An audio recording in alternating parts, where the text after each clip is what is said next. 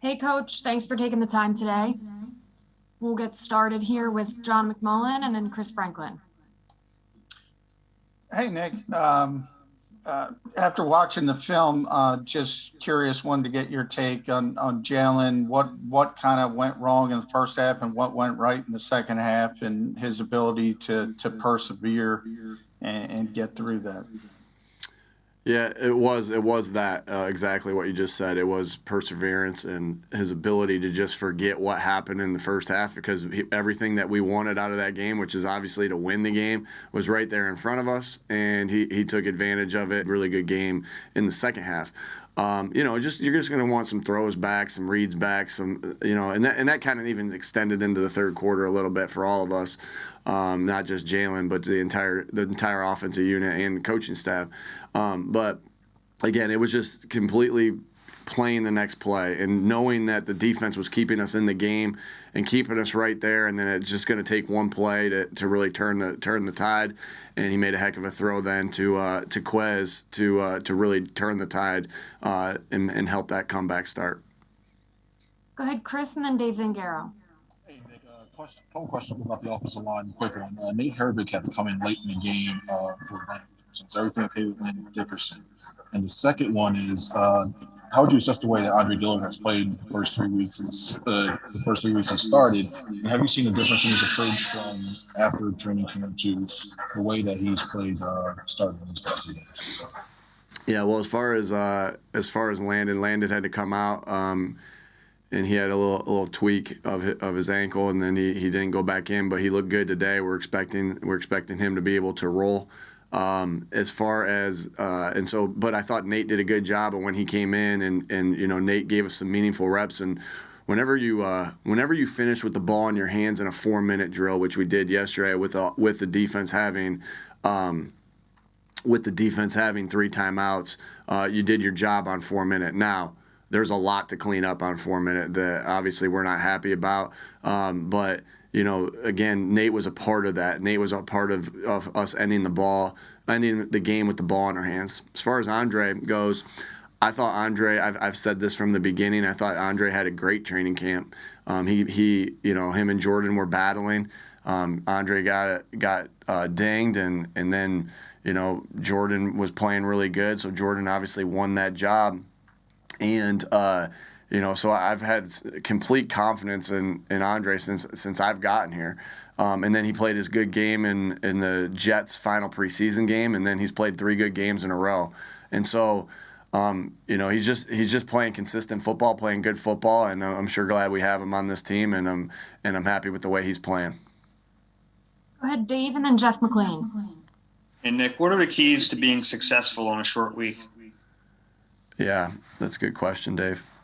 It's to make sure you're keeping things simple and not getting too complicated, because you're not going to have the reps of live reps of doing the things that you're going to do in games. So keep things simple, keep it things that guys can learn and execute, that you've been executing all year, and but then again, also be able to attack them enough where you're going after the style of defense they are. So I mean, there's always a happy medium in that, but definitely just be able to do things that we can execute, knowing that we don't have a lot of time to get ready for this game, and then also.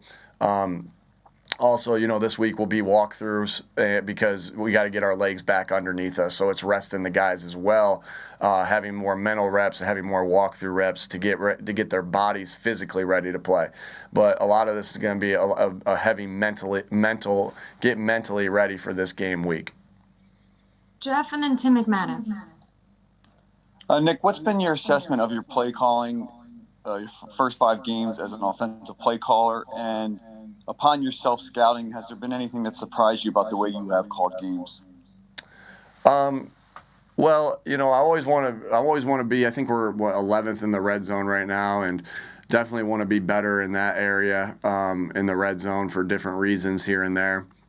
Also to just also want to be able to mix it up, run, play action, screens, pass.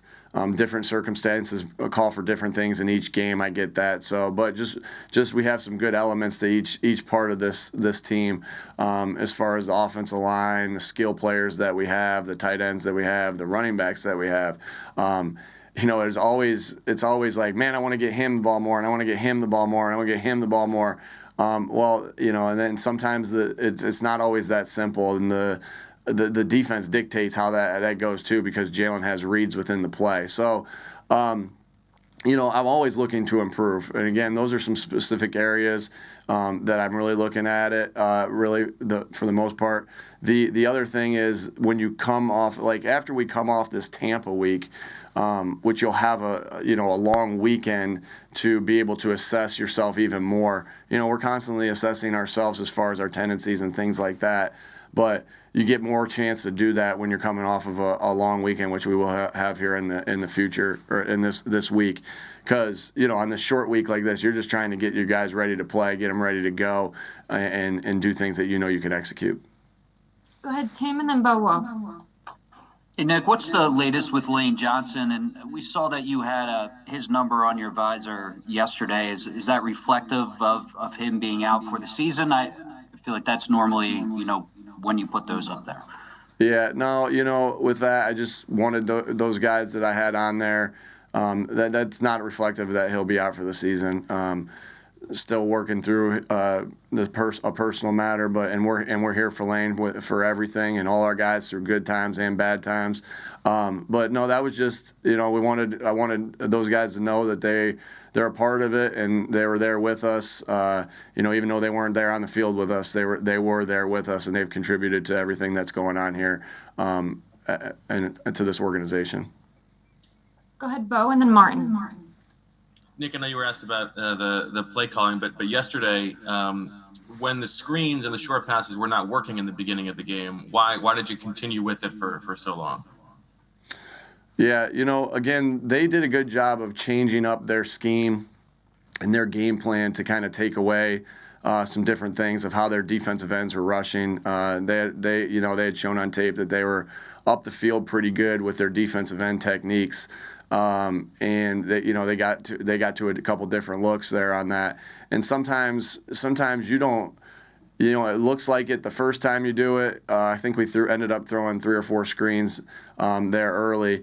One of them's on 3rd and 16. I'm not even really counting that. Like, that's one that we were backed up, and we threw a little screen out there to just give us some breathing room.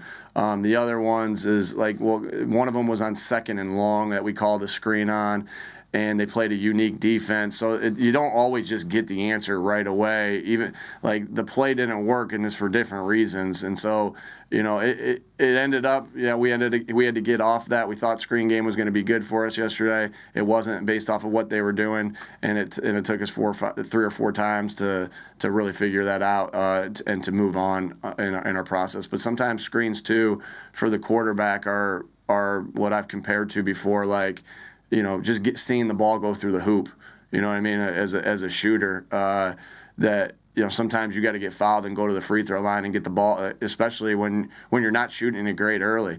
You got to get fouled to go to the free throw line and make a couple free throws, let the ball go through the hoop, and get yourself in a rhythm. And so just some of that's due to that as well.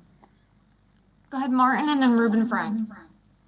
Hey, Nick, you mentioned Lane like a minute or so ago. If he's not back Thursday night, do you see Jordan still playing right tackle? And how do you think he did at right tackle on Sunday? Yeah, I would expect if he's not back that we'd be in a similar look that we were on Sunday or on yesterday. I thought he did a good job. He gave up a couple plays as far as sacks, but he brushed it off and it wasn't by any means, there wasn't a lot of, there was a lot of bad there on the offensive side. There were a lot of guys had to brush it off and play the next play, but he fought to the end. He finished. He did some good things. He's got to clean up some things like we all do from that game, but was happy to get him back on the field and rolling with us because we know how valuable he is to this football team. Go ahead, Ruben and Jamie. Hey, Nick, I wanted to ask you about Daveon Daveon Taylor. He seemed to get his most playing time so far. What did he show you to earn that? Obviously, he's healthy now, and what did you see from him? And then just a quick follow-up on Lane. Are you confident he will play again this year? Are you saying that, or is that still to be determined? So as far as Daveon goes, you know, he had a great. He was really showing up in OTAs and in training camp and really showing good, you know, ability and explosive playmaking ability. So, you know, that was, you know, we really wanted to be able to play him early and often, and you know, it just, he got injured, you know, and he was out for an extended period of time. But we were really high and hopeful on Daveon right from the very beginning. It's just good to have him back, good to have him rolling, and you know, it's just good to have him back and good to have him rolling through everything. As far as Lane, you know, we're hopeful. We're hopeful that Lane will be back this year. Again, not going to go into that any more than that, but we're hopeful to have him back because we know how important Lane is to this football team. And yeah. We have time for one more, so we'll end it here with Jamie. Coach, you talked about the challenges of a short week, but not only that, you also have the Bucs and Tom Brady coming into town. So specifically the challenges of facing them. Yeah, he poses a lot of challenges for everybody. That's for sure. You know, obviously he's been so good for so long. You know, to you know, everybody knows who Tom Brady is and how he operates. So we'll definitely have our hands full with this offense that we're playing, and this defense. This defense is really good that we're playing as well. Todd Bowles, I can't say enough of Todd Bowles' coach defense. He consistently has his teams in the top of the league. He consistently has his players playing hard. He consistently has his players in a good position to make plays. And so, yeah, it's gonna be a challenge on a short week against obviously the defending Super Bowl champs. But sure glad it's at our place, and sure glad that we got our fans here to support us. And we look forward to the challenge ahead that lies ahead on Thursday night. Sorry, it's a short week. I can't answer everybody's questions. Thanks, Coach. All right, y'all.